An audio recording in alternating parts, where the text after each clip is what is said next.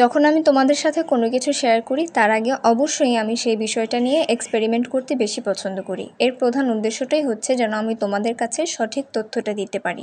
যেমন ধরো এখানে আমি একটা পেপার কাটিং স্টার বানাচ্ছিলাম। এটা কিন্তু আমার এক্সপেরিমেন্টাল একটা ভিডিও।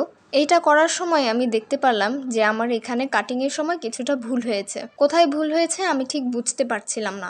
পেপার কাটিং স্টার মেকিংয়ের যে ভিডিওটা আমি করেছি সেটা যদি তোমরা দেখে থাকো তাহলে এই জিনিসটা বুঝতে বেশি সহজ হবে তোমাদের। এটার ভেতরে কিন্তু একটা ছোট ভাঁজ আছে, যেই ভাঁজটার কথা আমি ওই ফাইনাল ভিডিওতে বলেছিলাম। যেহেতু এই জিনিসটা আমি নিজেই প্রথম বানাচ্ছিলাম তাই আমি বুঝতে পারছিলাম না যে আমার কোথায় গরমিল হয়েছে। তারপর অনেক চিন্তা করার পরে আমি দেখলাম যে আমার ভাঁজে কাটার সময় ভুল হয়েছে। স্টারটা মূলত একটু বড় করে রাখার জন্য আমি এখানে বেশি করে কেটেছিলাম, যেটা আমার একদম ফ্লপ ডিসিশন ছিল। এরপর জিনিসটা বুঝতে পারার পরে আমি আরেকটু ছোট করে কেটেছি। ছোট করে কাটার পর দেখলাম আমার জিনিসটা এখন অনেকটাই শুধরে গেছে। তো মোট কথা হচ্ছে যদি আমি এই কাজটা না করতাম তাহলে আমি বুঝতাম না আমার কোথায় ভুল হয়েছে, আর তোমাদেরকেও আমি আমার মেইন ভিডিওতে ঠিকমতো বুঝিয়ে বলতে পারতাম না। এই হচ্ছে আমার এক্সপেরিমেন্ট করার ভিডিও, আর এই কারণেই আমি মূলত এক্সপেরিমেন্ট করে থাকি।